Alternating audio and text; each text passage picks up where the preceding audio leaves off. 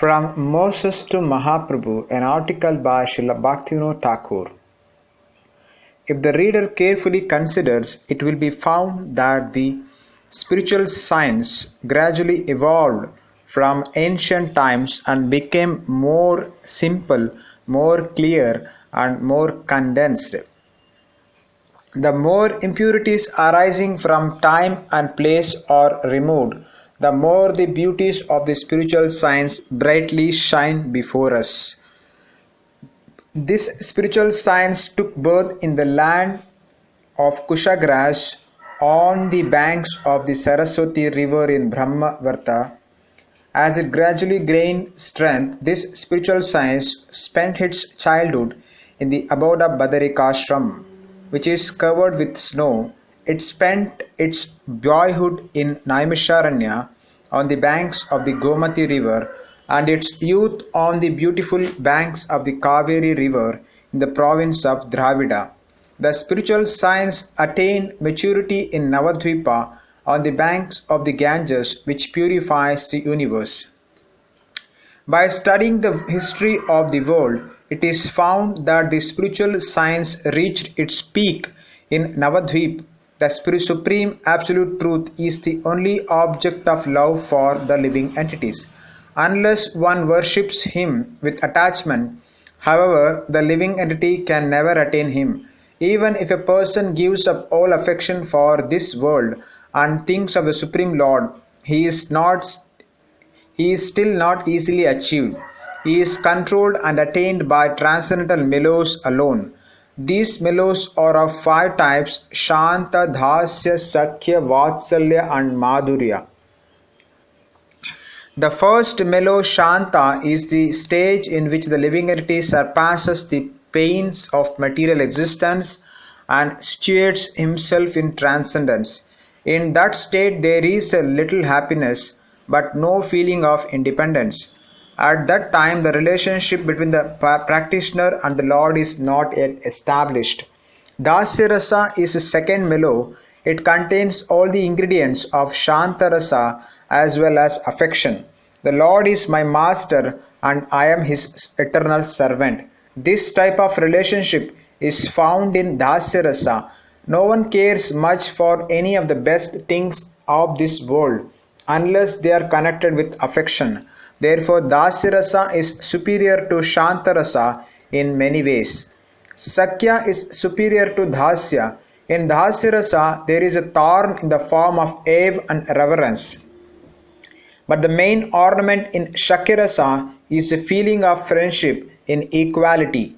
Among the servants, one who is a friend is superior.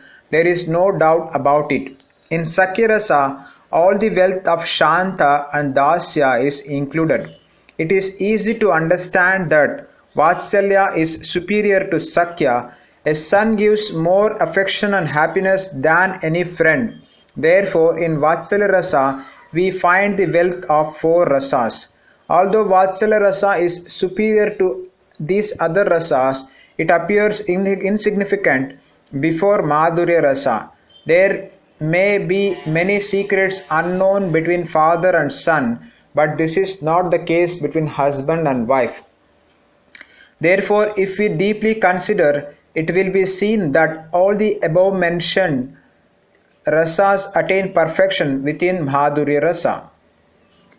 If we go through the histories of these 5 rasas, it is clearly understood that Shanta Rasa was seen in the beginning days of India, when the soul was not satisfied after performing sacrifices with material ingredients. Then transcendentalists like Sanaka, Sanatana, Sanat Kumara, Sananda and Narada and Lord Shiva all became detached from the material world, situated in transcendence, and realized Shanta Rasa.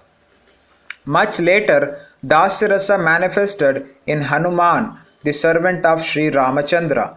That same Dasya Rasa gradually expanded in the northwest and manifested in a great personality named Moses. In the age of Dwapara, Uddhava and Arjuna became the qualified authorities of Shakya Rasa.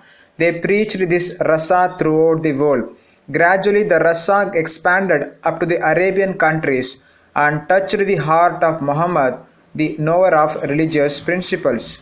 Vatsalya rasa manifested throughout India in different forms at different times. Among the different forms, Vatsalya mixed with opulence crossed India and appeared in a great personality named Jesus Christ, who was a preacher of Jewish religious principles. Madhurya Rasa first shone brightly in Braj. It is extremely rare for this rasa to enter the hearts of conditioned souls, because this rasa tends to remain with qualified pure living entities. This confidential rasa was preached by Chaitanya Mahaprabhu, the moon of Navadvipa, along with his followers. Till now, this rasa has not crossed beyond India. Recently, a scholar from England named Newman realized something about this rasa and wrote a book about it. The people of Europe and America have not been satisfied with Vatsalya rasa mixed with opulence as preached by Jesus Christ.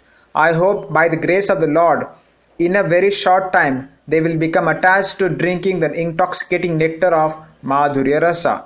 It has been seen that any rasa that appears in India eventually spreads to the western countries. Therefore, Madhurya rasa will soon be preached throughout the world, just as the sun rises first in India and gradually spreads its light to the west.